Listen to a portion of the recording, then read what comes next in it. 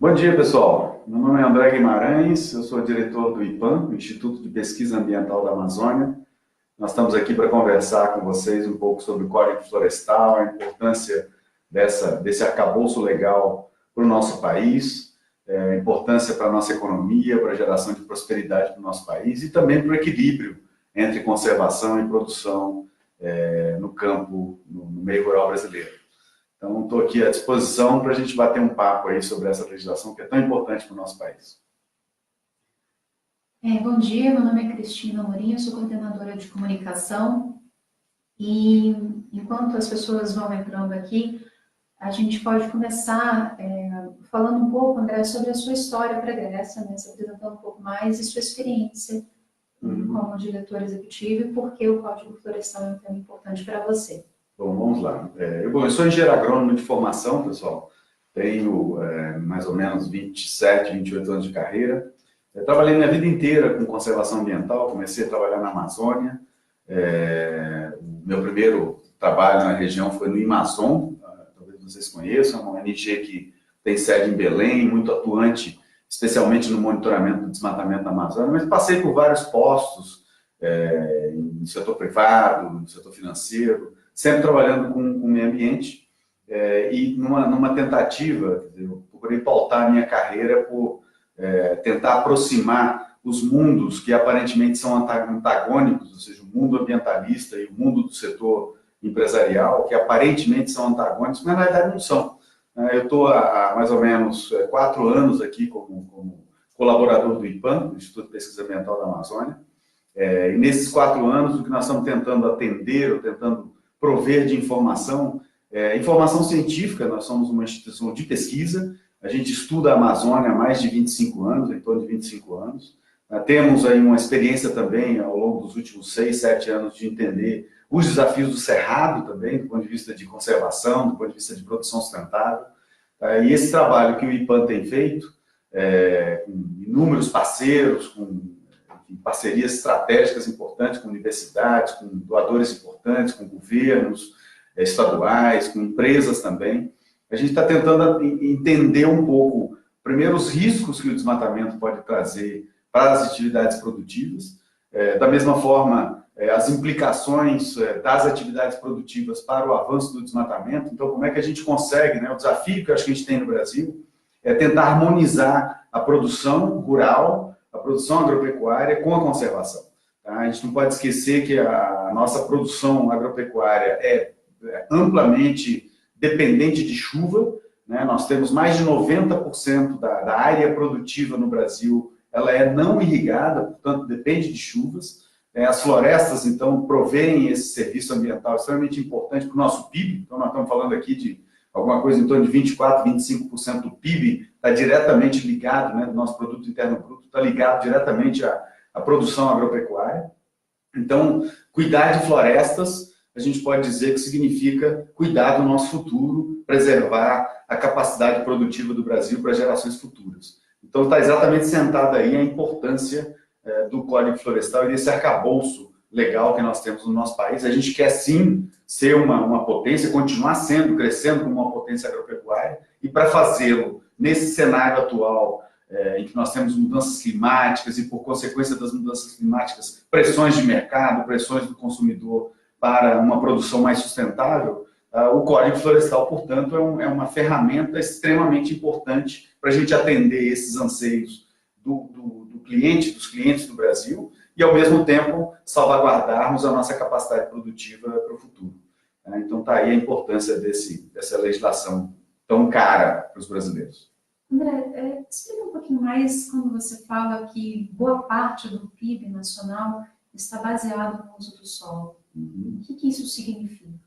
Isso é uma boa pergunta, Cris, porque a gente às vezes pensa, não, o PIB agrícola é só do fazendeiro, né, só do produtor que está lá no trator, que está lá cuidando do gado, etc. É um pouco mais do que isso. Na verdade, os serviços financeiros, por exemplo, os bancos que financiam a agricultura estão na cidade e empregam gente na cidade. As fábricas de implementos, as fábricas de insumo, frequentemente estão em áreas urbanas ou periurbanas, ou seja, empregam gente da cidade. Então, é importante dizer que a atividade agropecuária é uma atividade que ela acontece, ela transcende o campo, ela tem uma relação como essa que eu dei agora, do emprego que é gerado né, na cidade a partir da demanda do campo.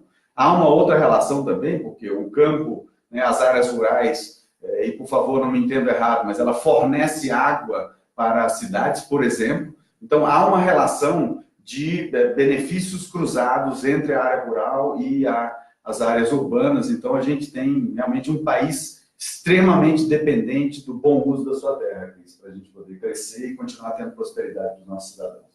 E o que significa bom uso da terra, além da conservação florestal? Você pode explicar um pouquinho mais? Vamos lá, essa é uma boa pergunta também. A gente, apesar de termos hoje, o Brasil é recordista em produtividade, o Brasil é recordista em produção em muitas áreas, nós somos primeiro e segundo lugar em produção de soja, somos o maior produtor de carne do mundo, carne bovina. Então, o Brasil hoje tem competências em produtividade muito altas. Por outro lado, a gente ainda tem, paradoxalmente, algumas áreas que são extremamente, que têm uma produção e produtividade extremamente baixa. Nós temos áreas degradadas, inúmeras áreas degradadas no Brasil, ou seja, a gente ainda tem um potencial de crescer muito a nossa produção sem precisarmos desmatar nada. Então, acho que o desafio do Brasil é equilibrar uma legislação como o Código Florestal, que promove conservação, inclusive dentro de propriedades privadas, especialmente dentro de propriedades privadas, com incentivos financeiros e econômicos para a gente poder produzir mais e melhor nessas áreas que já estão abertas. A gente tem aproximadamente 70 milhões de hectares de áreas plantadas com grãos, por exemplo, no Brasil, entre 65 e 70 milhões de hectares. Todos os anos são cultivados culturas enfim, de grão, soja, milho, algodão e outras espécies que produzem grão, tá? E ao mesmo tempo nós temos uma área quase equivalente a essa de áreas degradadas, ou seja, fazendo uma conta simples, a gente pode quase que dobrar a nossa produção de grãos no Brasil sem precisar desmatar nenhuma árvore. Sabemos que isso não é tão simples assim, precisa de muito incentivo, precisa de muito investimento em tecnologia, muitas vezes adaptação, mas é um cenário que nós, enquanto brasileiros, nós, enquanto nação, já provamos que somos capazes de fazê-lo ao construir, ao longo dos últimos 30, 40 anos, essa potência agropecuária que nós somos hoje. Agora, estamos diante de um novo desafio, e esse novo desafio, esse ciclo que a gente precisa de inaugurar no nosso país, é um ciclo que equilibre, que harmonize, melhor dizendo, a produção com a conservação. Esse que é o desafio do futuro do Brasil. O Código Florestal, bom, antes eu só convido as pessoas que estiverem aqui assistindo, mandem perguntas, mandem comentários, que a gente vai aqui respondendo com o André à medida que a conversa vai para frente. André, fala um pouquinho sobre o Código. Eu sei que é uma lei antiga no Brasil, na verdade, a legislação ambiental ela começou ainda no período imperial, e a primeira versão do Código Florestal, ela é da década de 1930. Você consegue falar um pouquinho sobre o que é essa lei florestal, o que é o Código Florestal e o que ela representa nessa narrativa que você fala do bom uso do solo? Claro, vamos lá, Cris. A gente não pode esquecer que o Brasil é um país, desde o seu início, desde a descoberta de Pedro Álvares Cabral, o que se observou de potencial no Brasil foi exatamente o seu potencial, enfim, de uso da terra, né? A gente teve os diversos ciclos de desenvolvimento, nós tivemos o ciclo do pau-brasil, nós tivemos o ciclo do café, o ciclo da cana-de-açúcar, o ciclo da borracha na Amazônia, são todos ciclos econômicos esses que nós tivemos ao longo dos últimos 200, 300 anos, 400, 500 anos até, que são fortemente ou totalmente dependentes da nossa natureza, da nossa capacidade de preservar, enfim, de integrar os serviços ambientais para as nossas necessidades humanas. E hoje não é diferente. Quer dizer, hoje, como eu disse antes, o Brasil depende fortemente da sua agricultura para o seu PIB se desenvolver. Só uma ilustração disso, há 2, 3 anos atrás nós tivemos uma séria crise econômica, o Brasil perdeu 3% do seu PIB no ano de 2016, nós retraímos enquanto economia, mas o PIB agropecuário cresceu mais de 5% naquele mesmo ano. Então, isso dá um pouco a dimensão da importância dessa atividade econômica. Consequentemente, toda essa história que nós temos de legislar sobre o uso da nossa terra, eu acho que é importante a gente ir lá atrás em José Bonifácio, né, que começou, né, foi um dos abolicionistas, era um conselheiro do Dom João VI, quando ele veio para a corte do Brasil, e ele escrevia para a Assembleia Constituinte, escrevia para a legislatura da época, assombrado com o mau uso que se fazia do solo no Brasil, tendo vindo ele de experiências na Europa e visto outros tipos de interação entre o homem e a natureza. Então, desde lá, ou seja, há quase 200 anos atrás, a gente vem com um pensamento, tentativas de diferentes governos, de diferentes movimentos da sociedade, de preservar esses ativos, porque é isso que promove o desenvolvimento do nosso país, é a nossa natureza que leva a gente para frente. Portanto, o Código Florestal é talvez uma das legislações mais importantes que a gente tem no Brasil, porque ele assegura a nossa capacidade de produzir hoje, como esse exemplo que eu dei das florestas produzindo água para a agricultura, quanto a nossa capacidade de produzir prosperidade no futuro. A gente não pode esquecer que o Brasil é detentor, é um privilegiado país e detém quase 20% da biodiversidade do mundo. Nós temos, ou seja, o que isso quer dizer, pessoal? As soluções genéticas que a natureza desenvolveu ao longo dos bilhões de anos de vida na Terra, nós temos hoje depositados no Brasil quase 20% dessa capacidade que a natureza teve de gerar soluções para adequar a vida aos desafios do planeta. Então a gente tem que preservar esse ativo, porque se hoje a gente usa a água e o solo para produzir agricultura e prosperidade, certamente amanhã nós vamos poder usar a nossa biodiversidade para continuar promovendo essa prosperidade. Portanto, preservar as florestas brasileiras, a Amazônia à frente, Cerrado à frente, Pantanal à frente, é fundamental para a gente poder ter perspectiva de futuro no nosso país. Ok. A gente tem Nós temos algumas perguntas chegando, né? Tem uma primeira observação que eu vou ler aqui.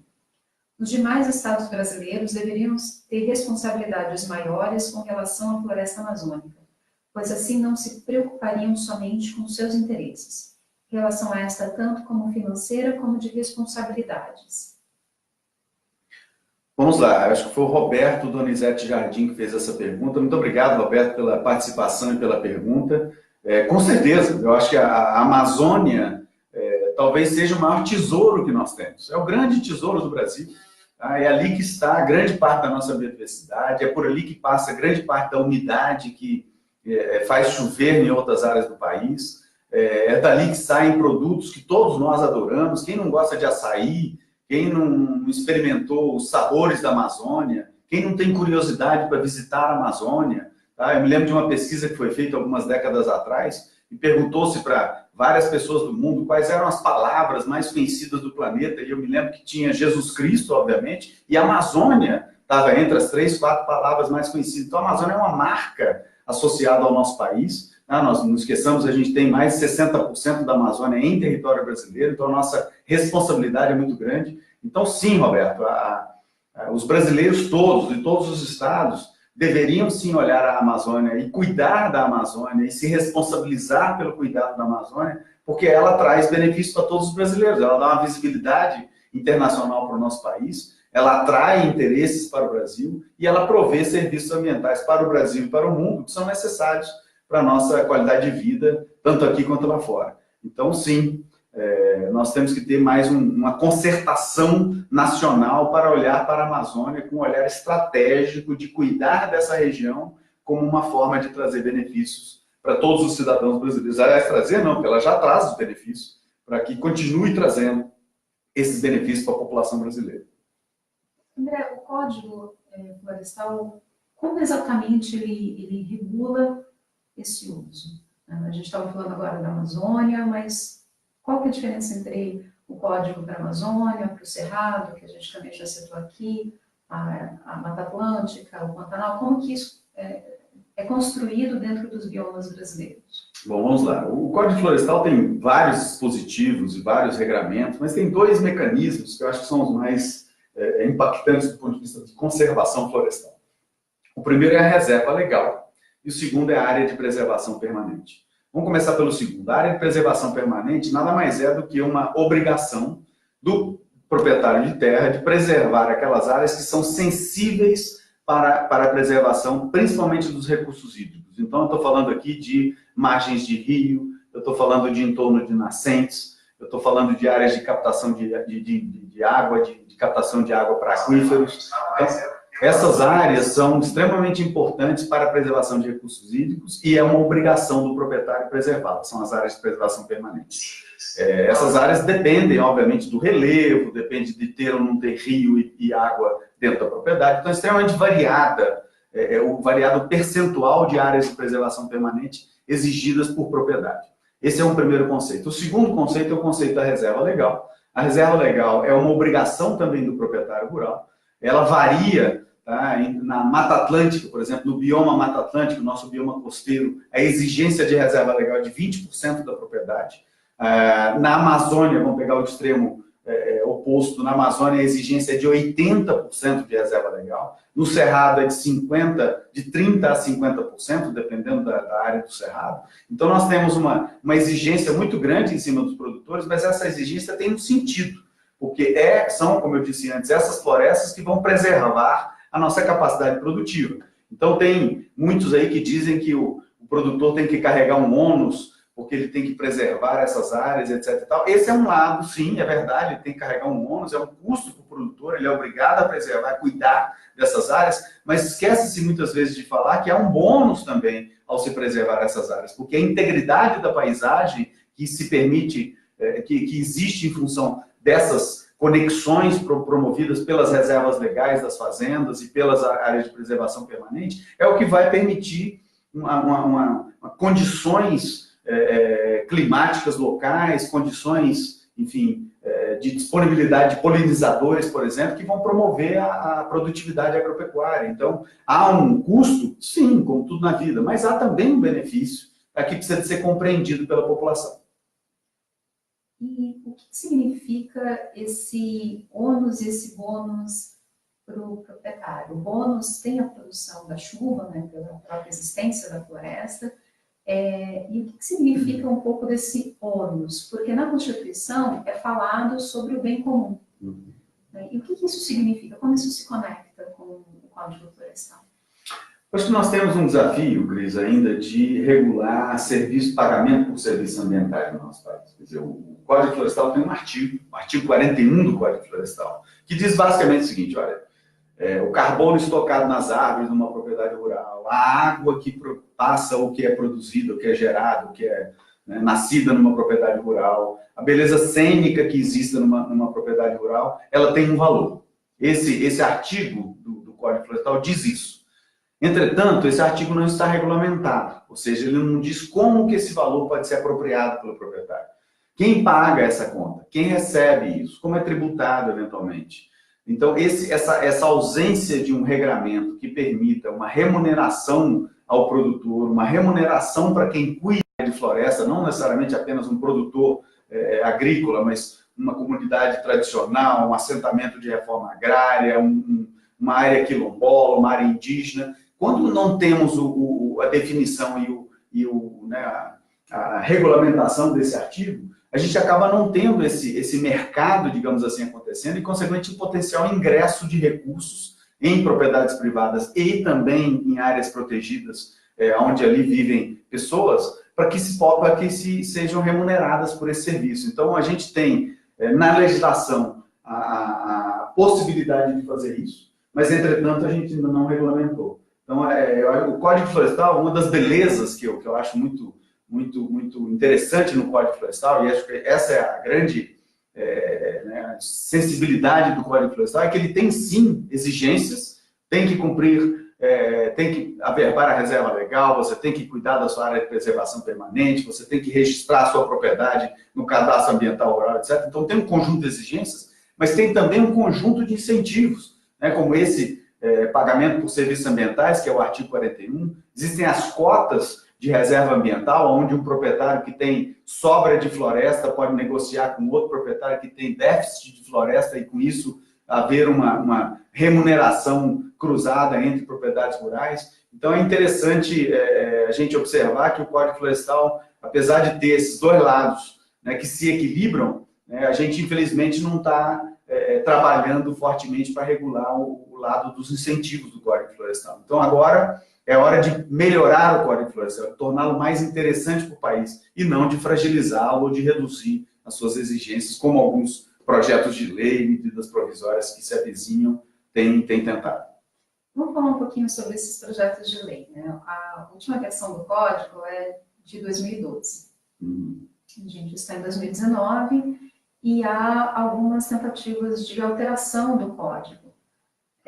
Existe uma MP, uma medida provisória agora, na Câmara dos Deputados, que deve, em breve, em votação, em plenário, e existe também alguns projetos de lei, entre eles um projeto de lei no Senado. Como que você vê essa movimentação do Legislativo para que o Código Florestal de 2012 seja alterado agora? Acho uma pena. Acho uma pena porque, só a gente lembrando aqui, o Código Florestal aprovado, né, em 2012, foi fruto de mais de 10 anos de negociações no Congresso Nacional. Tá? Centenas, talvez milhares de audiências aconteceram ao longo desse período. Tá? Envolveu praticamente todo o Congresso Nacional, Câmara e Senado, a sociedade participou, os ambientalistas, os cientistas, os produtores rurais, as partes interessadas, os técnicos, enfim. Houve uma mobilização fabulosa da sociedade, e não à toa. Essa mobilização ela é proporcional à importância que essa legislação tem para o nosso país, para o futuro do nosso país, para a prosperidade dos cidadãos brasileiros. Então, foi uma discussão extremamente longa, extremamente complexa, extremamente profunda, e que teve como resultante o Código Florestal, o novo Código Florestal aprovado pelo Congresso Nacional em 2012. Né? Há gente que vai dizer, não, foi ruim para o lado de cá, foi bom para o lado de lá, ou foi bom para o lado de cá, foi ruim para o lado de lá. Não é essa a questão. A questão é que depois de muito tempo de negociação, chegou-se a um código. Nós estamos no 7º ano, esse código não está inteiramente implementado ainda, como eu falei, há ainda dispositivos que não estão regulamentados, há leis, enfim, artigos que não foram ainda regulamentados, portanto, ele não está pleno ainda. Então, eu acho que é uma ofensa até à sociedade brasileira, que lutou tanto, 10 anos de negociação. Nós estamos no 7º ano de implementação dessa lei, que diz respeito a todos os brasileiros, tá? E a gente vai começar agora a alterá-la para pior.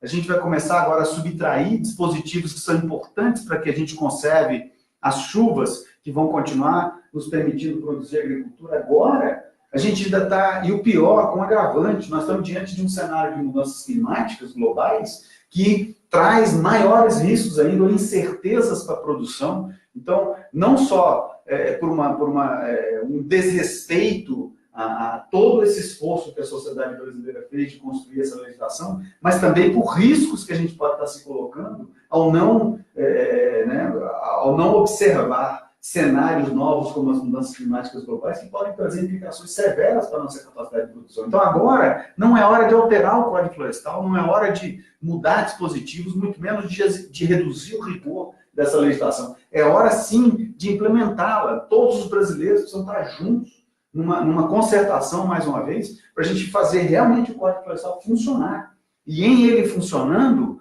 nós vamos estar um pouco vacinados contra riscos das mudanças climáticas, nós vamos ter uma capacidade de projetar à frente a nossa capacidade produtiva, de planejar investimentos, de criar um ambiente de negócio para atrair capitais exterior, de fora e também de dentro do Brasil, para aprimorar os nossos processos produtivos. Então, quem é que vai investir num ambiente de insegurança jurídica? Ninguém compra nada, ninguém investe em nada se não tem certeza de que aquele dinheiro que você está investindo, por menor que seja o investimento que você faça, você vai ter algum tipo de segurança de retorno. Então, o Código Florestal, dentre outras coisas, ele cria esse ambiente bom de negócio, consequentemente atrai investidores, atrai interesses das pessoas em aplicar o seu dinheiro em produção. Caso contrário, nós não vamos atrair esse capital, não vamos gerar os empregos. Então, mexer no Código Florestal é uma péssima ideia para o Brasil e para os brasileiros. E eu acho que a gente tem que ser contrário a essas medidas. E algumas delas assustadoras, inclusive, como essa medida provisória, que desfaz... Você pode falar um pouquinho mais? A gente tem recebido já algumas perguntas, mas antes da gente entrar nas perguntas, eu só queria que você falasse um pouquinho mais o que tem nesses projetos que fragilizam o Código Florestal de 2012? Assim, o que a gente vê ali de mais perigoso? Vamos lá. Primeiro, existe uma medida provisória, a 867, que está correndo no Congresso, está na Câmara, ela passou por uma comissão, em breve deve ir para votação em plenário da Câmara. Essa medida, ela teve um objetivo apenas, era uma medida que adiava o prazo para a adequação das propriedades rurais às exigências do código. Ela criava um prazo a mais, o que já é ruim, porque esse prazo já foi adiado 3 ou 4 vezes, isso acaba criando um certo descrédito, entendeu? Não é aquela lei que não pega, eu posso esperar mais um pouco porque alguém vai adiar o prazo. Então, só isso já é ruim, mas nem isso foi o pior. O pior foi que apensaram 35 outras medidas a essa medida provisória, que, em maior ou menor grau, desconfiguram o Código Florestal. Além de desacreditar o processo todo, colocam, enfim, trazem para dentro do Código Florestal propriedades que já desmataram anteriormente, alteram o rigor de exigência de alguns dispositivos do Código, permite explorações que não são adequadas à conservação florestal em propriedade privada, ou seja, altera substancialmente o Código Florestal, essa medida provisória. Mas pior ainda do que ela, é um projeto de lei que está tramitando no Senado Federal, de autoria de 2 senadores, que acaba com a reserva legal, acaba com o conceito de reserva legal. E aqui eu quero fazer uma observação, acho que tem uma pergunta aqui interessante também do Roberto, se eu não me engano, né? Aliás, na realidade, do Lucas Eugênio, que pergunta sobre o percentual, etc. e tal. É importante observar uma coisa, Lucas, que a reserva legal, ela não é uma área improdutiva da propriedade. Na reserva legal na Amazônia, acho que a sua pergunta diz respeito à Amazônia especificamente, é uma reserva legal grande, ela compreende 80% da propriedade, mas ali você pode fazer um plano de manejo, explorar madeira, ali você pode extrair óleos vegetais, ali você pode extrair produtos da floresta, fibras, ou seja, não é uma área improdutiva.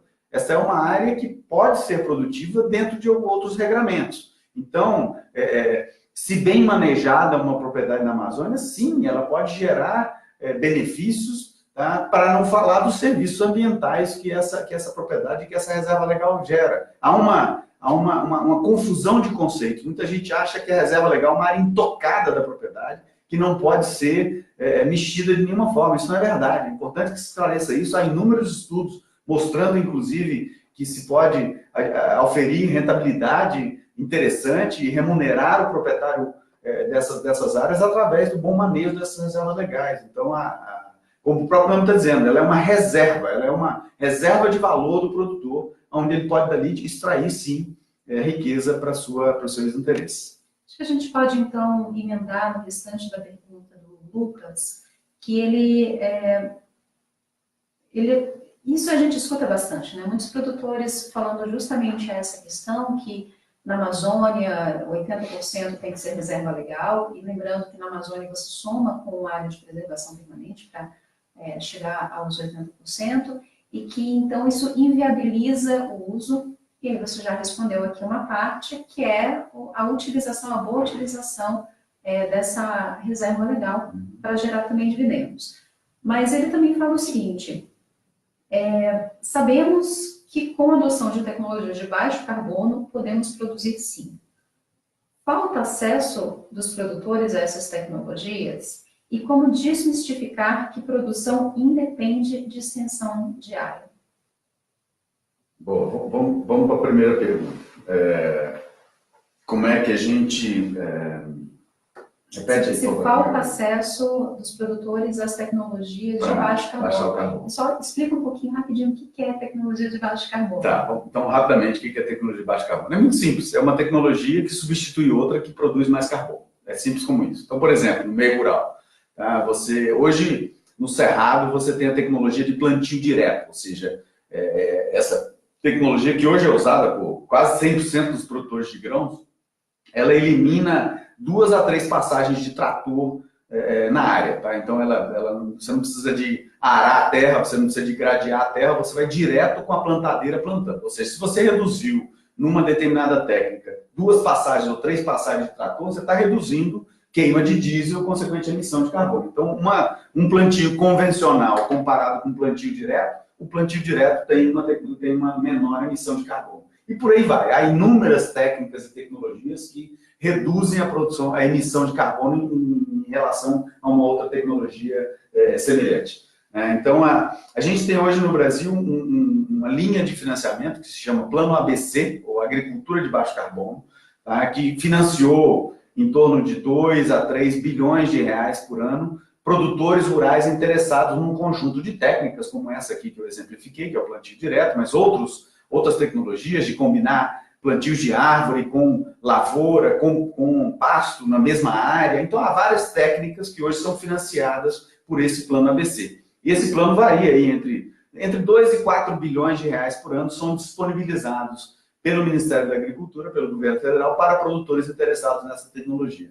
Agora, ao lado disso, nós temos o Plano Safra, tá, que é o grande pote de recursos disponibilizados para a agricultura brasileira, que gira em torno de 200 bilhões de reais por ano, também de recurso público, disponibilizado para a agricultura, tá, que é para a agricultura convencional, ou seja, o Plano Safra não tem nenhum requisito, não tem nenhuma exigência, ou nenhuma bonificação para aquele produtor que utilize esse recurso para fazer agricultura de baixo carbono, para fazer usar uma técnica que reduz a emissão. Então, nós estamos aqui falando de 4 bilhões, no melhor das hipóteses, disponibilizados para esse tipo de tecnologia e 200 bilhões de recursos públicos disponibilizados para a agricultura convencional. Então, eu acho que seria um bom debate na sociedade a gente olhar essa aplicação desses recursos e, né, derivá-los pouco a pouco, cada vez mais, criando critérios e exigências para que essa grande ferramenta de financiamento da agricultura vá pouco a pouco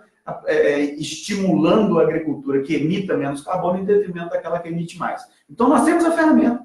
Agora, precisamos de ter realmente um diálogo com a sociedade para sofisticar essa ferramenta financeira. Tá? Eu acho que há abertura, né, na sociedade, nos produtores rurais, nas partes interessadas para esse diálogo. Nós temos que promovê-lo. Me lembra da segunda pergunta, por favor, Cris. Claro. A gente já está começando a ter bastante perguntas aqui, então, André, eu vou te pedir para você começar a encurtar um pouquinho as respostas, porque tem algumas questões bem interessantes. Só não me lembra da segunda pergunta do Lucas, para não deixar no vazio. Aqui. Vamos lá. Como desmistificar que produção independe de extensão de área? Olha, eu acho que, primeiro a gente tem que separar os públicos aí, tá? Então, acho que, vamos lá, para o público dos agricultores, né, dos pecuaristas, etc e tal, o que a gente tem que como é que a gente informa isso? A gente precisa de prover assistência técnica e os meios de produção para que esse produtor amplie a sua produção e a sua produtividade naquela área que já está aberta na sua fazenda. Então, como esse exemplo que eu dei agora do Plano Safra, tá? Se a gente criar ali mecanismos de rebatimento de juros para aqueles agricultores e produtores que quiserem intensificar a sua produção, isso é uma forma de você estimular a melhora da produção nas áreas já abertas. Então, acho que com os produtores, essa que é a linha de diálogo, através dos incentivos, através da assistência técnica, para que seja feita a adequação da produção. Agora, a gente tem que comunicar com a sociedade também.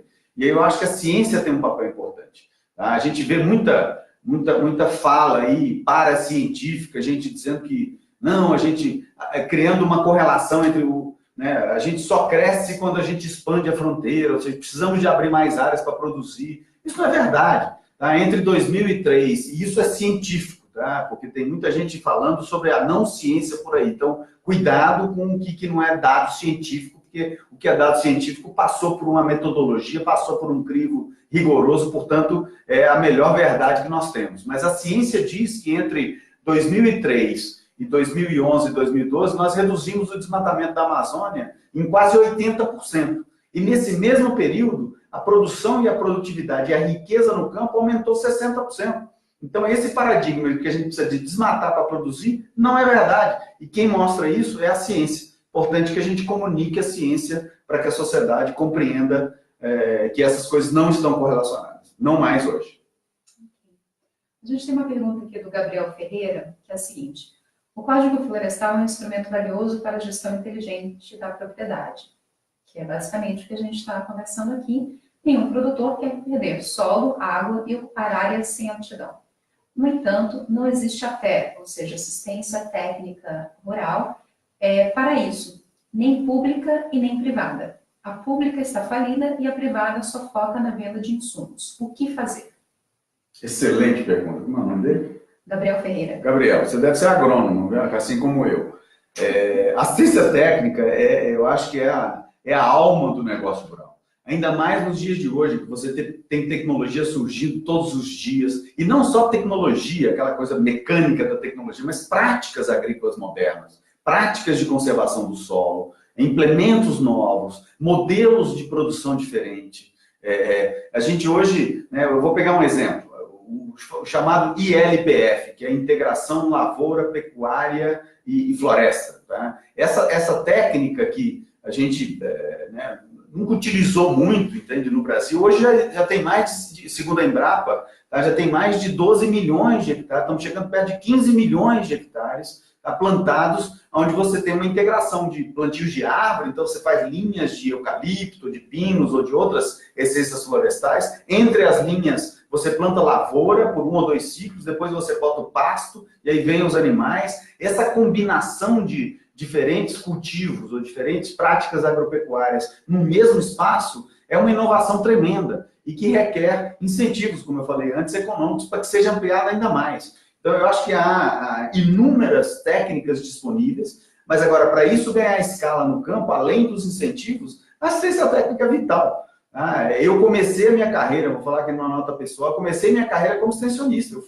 Trabalhei na Embrapa, onde tinha ali um núcleo da antiga Emater aqui no Distrito Federal. E olha, eu vou dizer que nesses 2 anos que eu passei trabalhando com extensão, foi onde eu realmente aprendi a ser agrônomo. Então, tem um aprendizado que vem para o engenheiro agrônomo, mas tem uma troca com o produtor que acaba gerando soluções para que se aumente a produção e aumente a produtividade. Então, eu acho que a gente, infelizmente, ao longo dos últimos 20, 30 anos, sucateamos o nosso sistema público, as Emateres estaduais, hoje estaduais, na época que eu trabalhei na Emater, era federal, era Embrater.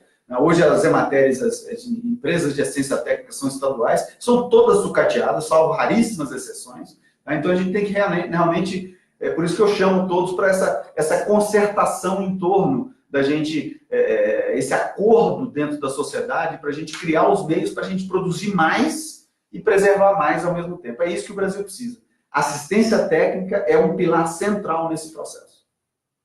Muito bem. A gente tem uma pergunta do Leonardo Maciel, especificamente sobre a medida provisória 867, que está em discussão na Câmara. E eu vou ler aqui a pergunta dele. Vi algumas críticas pontuais sobre o artigo 68 e 59, mas não entendi onde a MP, a medida provisória, agrava riscos ambientais. Poderia explicar mais detalhadamente? A gente tem realmente, como você falou, foram 35 emendas em discussão na comissão da medida provisória e apenas 5 delas foram deixadas de lado pelo relator e todas as demais 30 passaram. Algumas têm realmente alguns problemas estruturais, né? Uma delas é a mudança do artigo 68 do Código Florestal. Mas você conseguiria falar um pouquinho mais sobre essa questão? Vamos tentar. Essa questão é a seguinte, para a gente começar a cumprir o Código Florestal, você tem que ter uma linha de corte no tempo, ou seja, então a exigência começa de uma determinada data para frente, tá? Ou seja, quem estava ilegal ou quem não estava adequado a esse código que foi estabelecido nessa determinada data para trás, tá? Existe um certo perdão, existe um certo aceite da sociedade de que, bom, o que foi feito antes da legislação não poderia ser previsto porque a legislação não estava feita, não estava pronta ainda. Tá? Então, esse perdão existe. Tá? Agora, o que alguns desses chamados jabutis, ou essas emendas, né, que se coloca na medida provisória, estão querendo fazer é puxar essa linha para trás. Tá? E com isso, tá, você vai incluir uma série de propriedades que estão inadequadas ao Código Florestal vigente, que se tornaram inadequadas durante a vigência do Código, você está colocando elas dentro da lei. E o que não é verdade. Então, esse perdão disfarçado de mudança de data de corte, tá, é um perigo, porque você, primeiro, você perde áreas que deveriam ser recuperadas e que precisariam ser recuperadas para a manutenção dos serviços ambientais e da harmonia no campo. Então, isso é jogado para fora. Mas pior ainda do que isso, cria mais uma vez aquela expectativa no produtor de que não, eu vou receber um perdão, E, portanto, isso estimula a ilegalidade, estimula, né, a produção agropecuária brasileira a trabalhar à margem da lei. Isso não é interessante para o produtor, não é interessante para o ambiente de negócio e não é interessante para a sociedade brasileira e para os clientes nossos que nós temos internacionais. Ok. Também tem algumas informações mais técnicas que depois no final aqui dessa transmissão a gente vai deixar na nossa página no Facebook, que o pessoal do Observatório do Código Florestal, que é uma rede que o IPAM também faz parte, com uma série de instituições da sociedade, preparou, que é um documento mais técnico especificamente sobre essa medida provisória que está em discussão. Bom, a próxima pergunta é do Josilenes Souza Santos, que fala assim: há como barrar a monocultura da soja, café e o avanço da pecuária na Amazônia? Sou contra essas culturas em larga escala. A Amazônia deveria ter cultura sustentável somente de produtos agroflorestais dela própria. Muito boa. Bom, em primeiro lugar, a soja na Amazônia. Existe um movimento chamado Moratória da Soja. Ele foi estruturado, um pacto, na realidade, entre empresas compradoras, hoje produtores também, e, enfim, a academia e as ONGs, né, os ambientalistas, que há 10 anos atrás decidiu o seguinte: olha, as traders, né, as compradoras de soja, não comprarão mais soja de área desmatada na Amazônia. Isso realmente deu um efeito. Quer dizer, a soja hoje se expande muito pouco na Amazônia e ela se expande mais sobre áreas de pastagem degradada. Então, esse acordo que foi feito, não tem governo nesse acordo, é um acordo privado, né, entre empresas, ONGs, cientistas, etc. Teve um efeito muito prático, tá, para reduzir o desmatamento causado por soja na Amazônia. Existe ainda, mas é muito periférico. Então, vamos separar, vamos colocar a soja na Amazônia em um pouco de perspectiva. A pecuária continua sendo um dos principais fatores de desmatamento, sim. Tá? A pecuária na Amazônia, ela é universal, ou seja, ela acontece em praticamente todos os estados, todos os municípios, todas as regiões da Amazônia, todos os diversos perfis de produtores. Há pequenos produtores, agricultores familiares que produzem pecuária. Tá? Hoje ela é uma cultura estabelecida na região. O desafio que nós temos com a pecuária é, primeiro, reduzir a pressão que ela faz na fronteira, tá? E prover assistência técnica e os meios para que se produza melhor a pecuária. Nós temos uma lotação de pasto, ou seja, uma relação cabeça por hectare na Amazônia de menos de 1, ou seja, tem regiões na Amazônia que você precisa de 2 hectares para um animal. Essa lotação de pasto é absolutamente absurda. Então você está tirando aí 500 toneladas de biomassa por hectare, né, que é a floresta, né, os troncos das árvores, das folhas, dos animais que estão ali, etc., para colocar 200, 300 quilos de carne. Isso não tem lógica nenhuma, nem econômica. Portanto, há que se estimular a boa produção agropecuária. No meu ver, como é o nome dela? No meu ver, José Lenis, o desafio é a gente combinar as diferentes atividades econômicas e fazer com que elas aconteçam da forma mais eficiente possível. E eu acho que é possível de fazer pecuária também, não só, eu não vejo a Amazônia como majoritariamente uma produtora de carne, mas eu acho que há algumas regiões, algumas circunstâncias em que se deve produzir sim, já se produz. Agora, o desafio é produzir melhor. E aí você tocou num ponto que eu acho que é nevrálgico, que é estimular as atividades que interajam melhor com a floresta, que é a agrosilvicultura, que é o manejo sustentável, que é a exploração dos produtos florestais não madeireiros.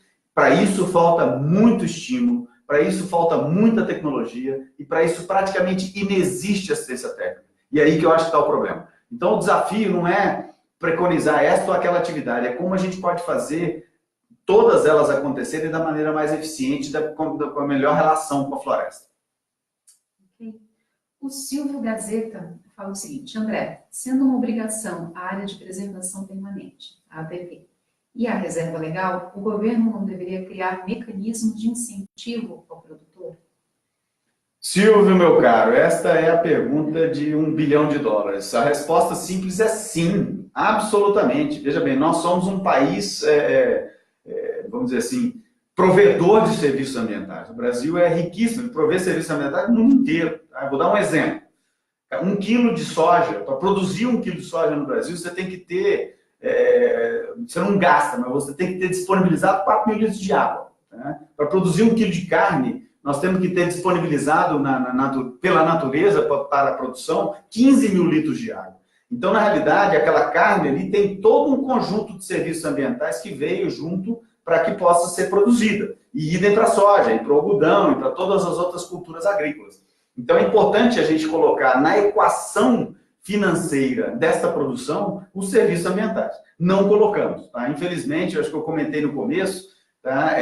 Nós não temos uma legislação hoje brasileira para pagamento por serviços ambientais. Existem projetos de lei que estão tramitando no Congresso. Essa é uma agenda que o IPAM tem trabalhado fortemente nos últimos anos, tá? Mas infelizmente ainda não avançou muito. É curioso, porque o nosso país, mais uma vez, ele vive de serviços ambientais. Eu tenho água na minha casa aqui em Brasília porque tem alguém que está cuidando de uma nascente lá de fora da cidade. Aí esse alguém não está sendo pago por cuidar dessa nascente que abastece a minha casa.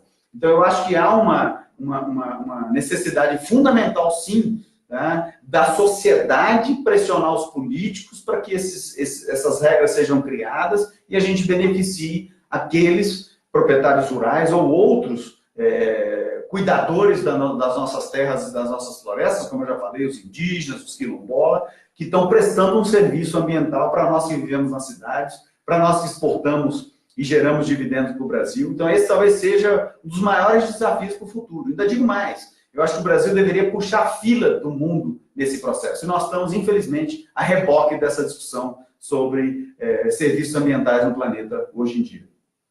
A gente tem duas observações em seguida que elas vão muito nessa linha também, sobre pagamento por serviços ambientais, sobre capital natural, sobre essa dificuldade do Brasil de implementar linhas que realmente respondam às necessidades.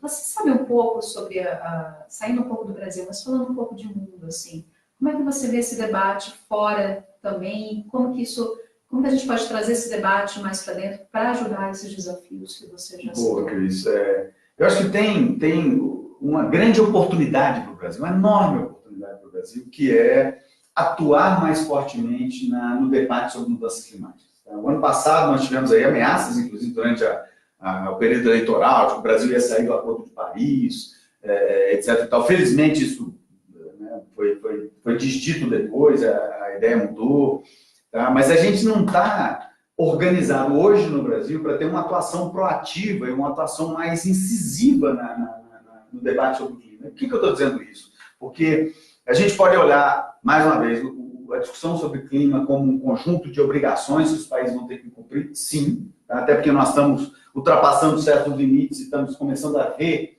as evidências dessa ultrapassagem de limites, tá? Mas, por outro lado, tem um conjunto de oportunidades que a gente pode aproveitar também. Se a gente produzir mais, se a gente criar os incentivos para produzir mais e melhor, reduzindo o nosso desmatamento, nós podemos dizer para o mundo, olha, não só estamos contribuindo com a redução do desmatamento, que fixa, que mantém o tal do carbono nas árvores, mas nós estamos aqui produzindo mais e melhor para vocês no mundo.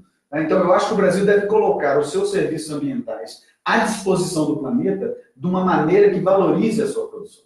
E não dizer que, olha, como eu já vi algumas pessoas falarem, não, os europeus desmataram, né, os Estados Unidos desmataram, deixa a gente desmatar também. Não é essa a lógica. Nós temos que mostrar para o mundo que nós podemos fazer melhor do que o mundo. A gente tem que mostrar para o planeta que a gente vai sim conseguir prover alimentos para o planeta, que a gente vai sim promover prosperidade para os nossos cidadãos, sem desmatar as florestas, sem cometer os mesmos erros que os outros cometeram.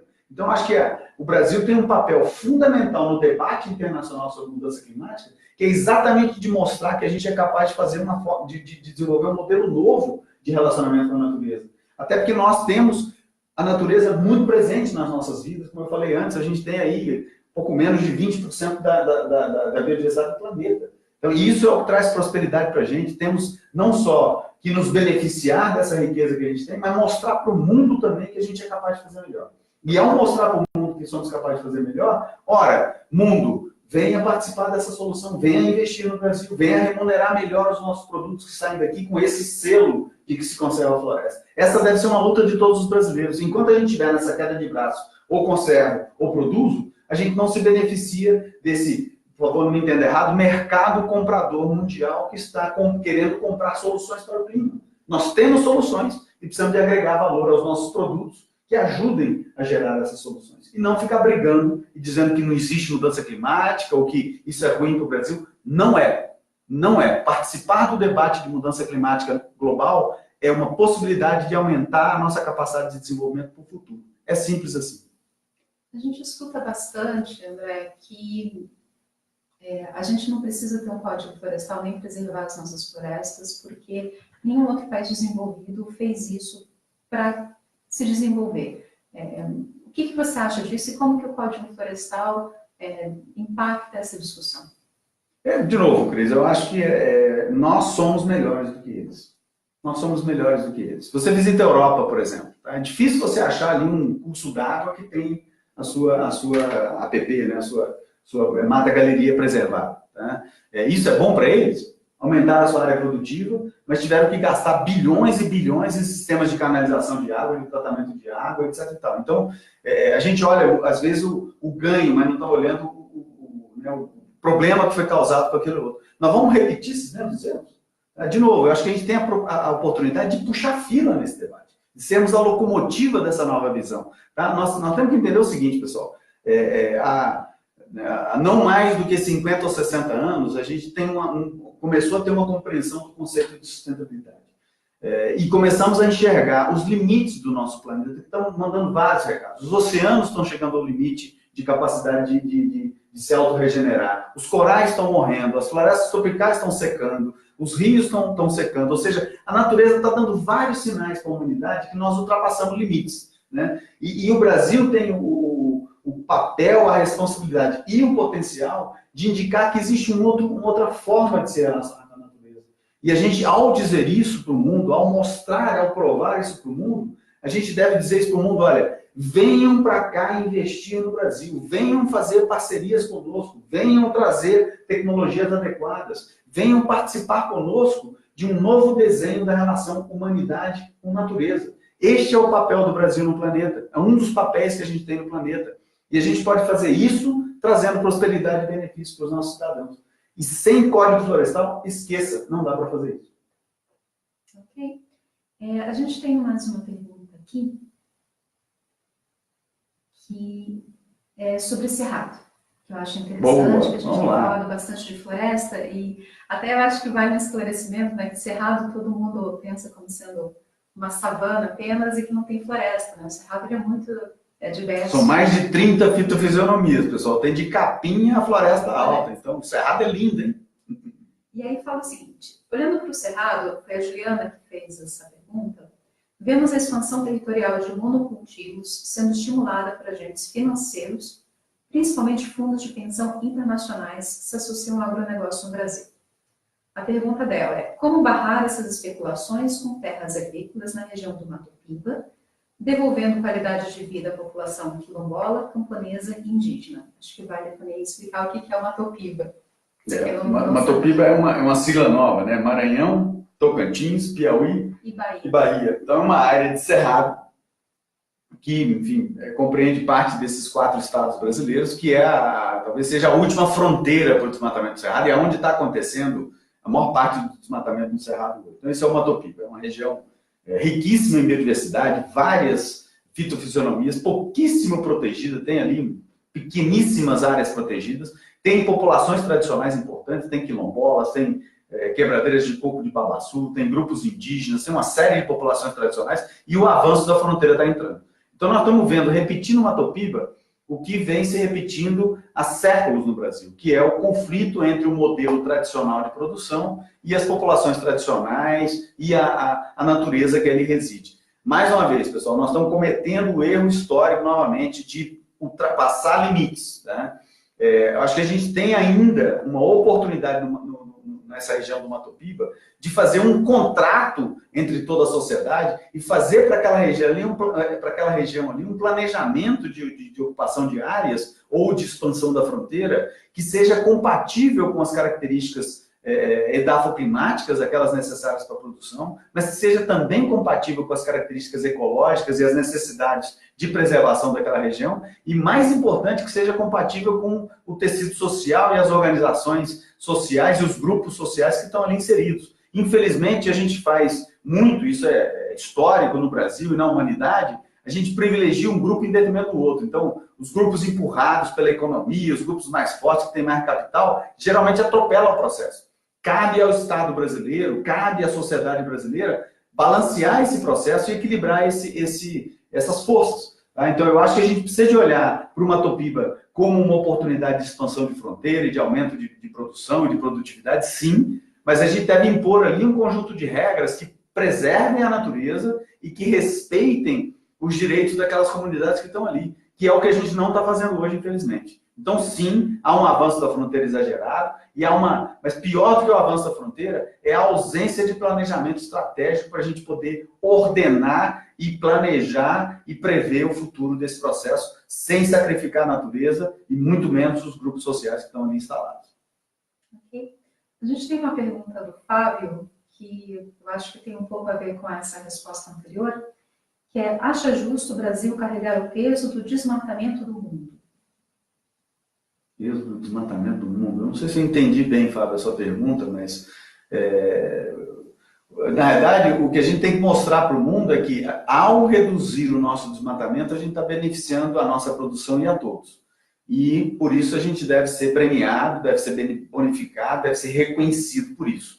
Então, de novo, eu acho que a gente tem que evitar más comparações do tipo, olha, você desmatou, você estragou o seu, me deixa estragar o meu. Isso não é um bom negócio para o Brasil. Isso não é uma forma de você liderar o planeta. Isso não é uma forma da gente mostrar que nós podemos fazer melhor do que os outros fizeram. E muito menos é uma forma de, ao fazer melhor, a gente poder se beneficiar por isso. Então, eu acho que, de novo, a lógica é outra.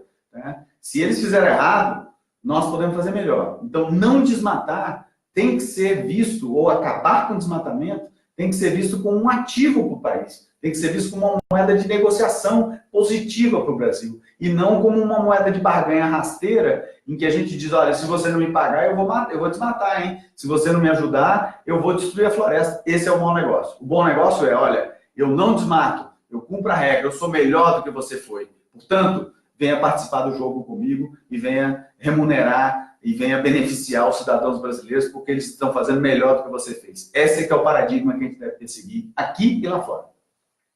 Legal. Bom, acho que a gente pode encerrar. Já deu quase 1 hora aqui de transmissão.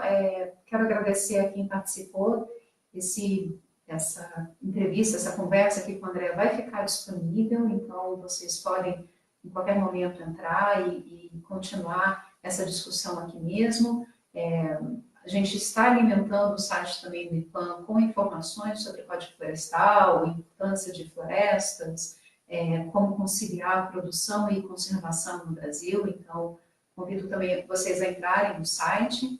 E, André, alguma última fala sobre o Código Florestal e o momento que a gente está vivendo? Só um breve resumo, Cris. Eu acho que é isso. Eu acho que a gente, como brasileiros, todos nós brasileiros, não só os produtores rurais, não só os membros do Congresso, não só o governo, nós precisamos de olhar nosso campo, nós precisamos de olhar as nossas florestas, nós precisamos de olhar os nossos recursos naturais como um grande ativo do nosso país. Isso foi o que nos trouxe até aqui enquanto nação. E certamente é o que vai nos levar para adiante enquanto nação.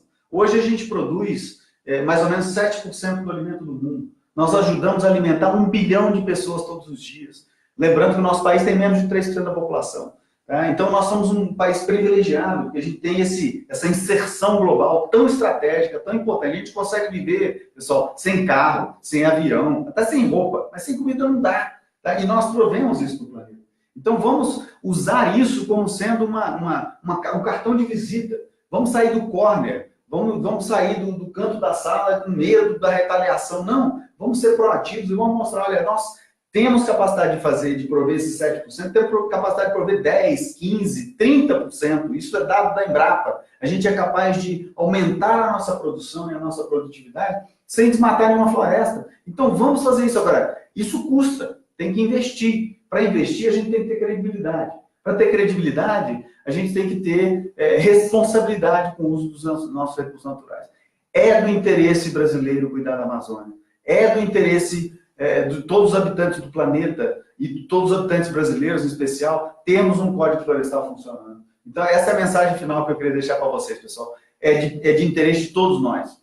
Todos nós devemos cuidar do Código Florestal, porque através do Código Florestal a gente cuida das nossas florestas, porque através do cuidar das nossas florestas a gente continue crescendo a nossa agropecuária e tenhamos um futuro próximo. É isso que a gente quer. Eu espero que tenha ajudado aí esse debate e nós vamos voltar aqui nesse espaço para continuar conversando sobre a Amazônia, sobre florestas. Esse é o compromisso que a Cris aqui fez comigo, eu deixo de público agora. A gente vai continuar conversando com vocês sobre os desafios de continuar crescendo no nosso país com cuidado com a natureza, até porque ela ajuda a gente.